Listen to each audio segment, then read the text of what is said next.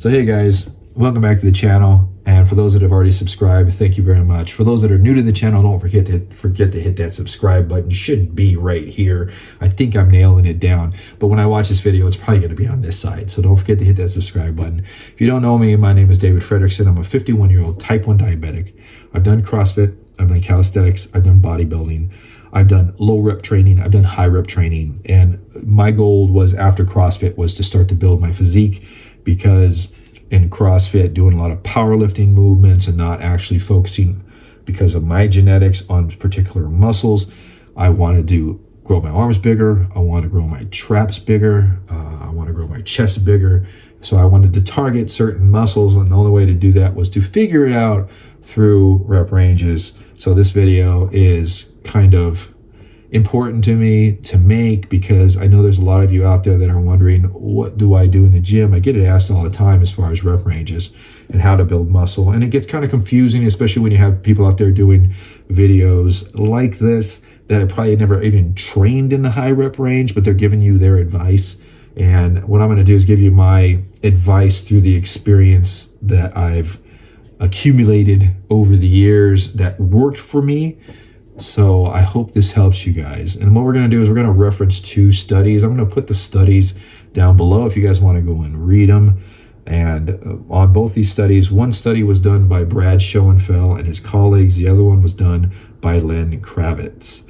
And I'm going to first go over the common things about this study. So both groups took every set to failure. So I want to get that out of the way.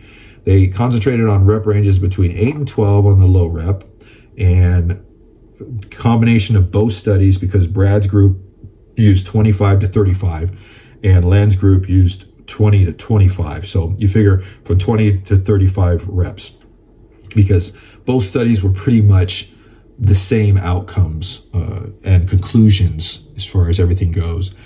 So these rep ranges, when you talk about low rep and high rep, so these are off of percentages. So each participant, there was 18 in Brad's group and 49 in Len Kravitz's group.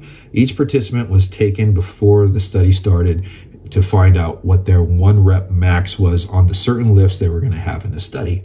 And what they did was they calculated the low rep range of 8 to 12 off of anywhere between 70 and 90% of their 1 rep max, where it's got to be 70 to 80, because I don't know too many people that can do 90% for 12 reps of their out of their 1 rep max. That's a lot of weight. So I'm just going to say, 70, 80%. We're just going to, if you want to go read the studies, you can get the exact calculations, but they had to sit right up in there. And in the high rep ranges, both studies actually did 30 to 50% of the participants' 1 rep range. And one study was 8 weeks, which was Brad Schoenfeld's, and Len Kravitz was 12 weeks. One big difference in the studies was they checked, in Len Kravitz's group, they checked hormones, which is interesting, before and after training, and they found no difference in hormone levels. So whether you trained in the low rep range or the high rep range here, you didn't boost your testosterone or lessen your testosterone or anything like that. So if you're hearing that stuff out there, just brush it aside if you're hearing it from somebody. So the study basically said that there was nothing there. And Len Kravitz's group, if you want to go read it, they did something on protein too, as far as consuming a protein shake. And they did one before workout and one before they went to bed.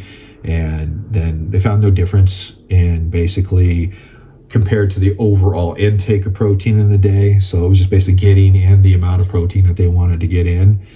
And that could be for another video if you want my opinion on how to eat before and after training for hypertrophy. What else did they do? Both groups basically did the same type of lifts.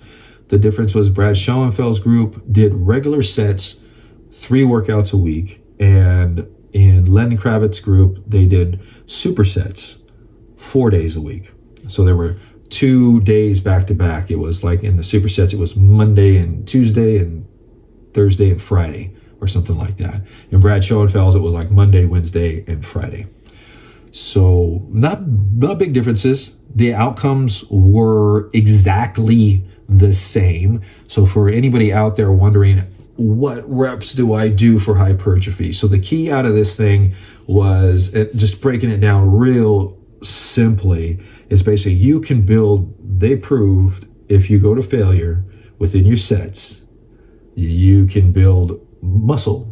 You can make your body grow from 8 to 35 reps, okay? But we want to talk about, is it practical to be doing all your stuff, all your training within the high rep range? And no, it's not. And also, to do high rep ranges on legs to failure is insanity. It's like you're sticking your legs into hell. They burn so bad because it's such a large muscle. Before you even hit failure, you have to be able to build up a lot of tolerance to actually put yourself through that. Smaller muscles, you can do high rep ranges and the burn isn't as long before you hit failure. It's just the size of the muscle and everything that's going on in it. The other thing I want to talk about is strength differences. So both studies built the same amount of muscle mass in all the exercises, biceps, triceps, chest, so forth and so on. But strength was different. So they were stronger in the low rep group in the bench press and the squat, which is understandable. And in the high rep group, though, they had more muscle endurance in the squat. So that's good to know for those that are training athletically, like if they want to run and they just want to be more athletic and to last longer for like soccer or any kind of football or just an event of some kind, then you want to make sure that you apply high rep training in for your training. So the practicality of training in low and high rep ranges and how do you use them? If you switch up the rep ranges week to week or workout to workout within those exercises when you're hitting those particular muscle groups, you'll notice a big difference, and you can utilize low rep and high rep in a more practical manner as far as getting in and out of the gym a lot quicker. So you can utilize high rep as well by really taxing the muscle with the rest ranges in a superset or in a regular training program of 60 to 90 seconds. Now on larger muscle groups, you can do what I was doing in the gym, where I was doing pre-exhaustion and post-exhaustion. So let's say like my thighs, I never had that teardrop in my legs, and I always wanted that. I always had strong legs, but aesthetically, they didn't look bad, but it's something that I wanted. And so in pre-exhaustion, what I did was I did leg extension machine to failure, 3 sets of 25 to 35 on, taxing the thigh. And then I would go into a press or a squat afterwards, which would actually put a lot of emphasis on that particular muscle when you're taxing multiple muscles within the legs. And it actually forces growth that way. Or there's post-exhaustion where you would do the opposite. You would do a leg press or a squat, and then you'd go fry your thighs on a leg extension machine for high rep volume. Biceps, I mixed it up. So I had a whole training program of 4 weeks of all kinds of different rep ranges pretty much. And I wrote everything out. So if you really want this to work for you, write out a program, write out 1 week of it, and put some rep ranges in there. Then go to the next week, compare them, and change the rep ranges for certain exercises. Like, you might do straight 6-set bench press if you do bench press twice a week on one day, and then the next day of that week you do a reverse pyramid where you start high, hit low, or you start low and end high, or you do a pyramid where you start high and you end low with low reps on the next time. So implementing different techniques to constantly tax and add stress to the muscles, forcing them to grow, is going to be the best bet that you can do within the 8 to 35 rep range. Just so you know, just because the low rep and the high rep group didn't have the same strength at the end of the study, doesn't mean that the high rep group didn't get strong at the same time. So it all depends on what you're going after. It all depends on your goals, and that's what you need to figure out for yourself. What do you want? Because there's so much information out there, and it can be confusing.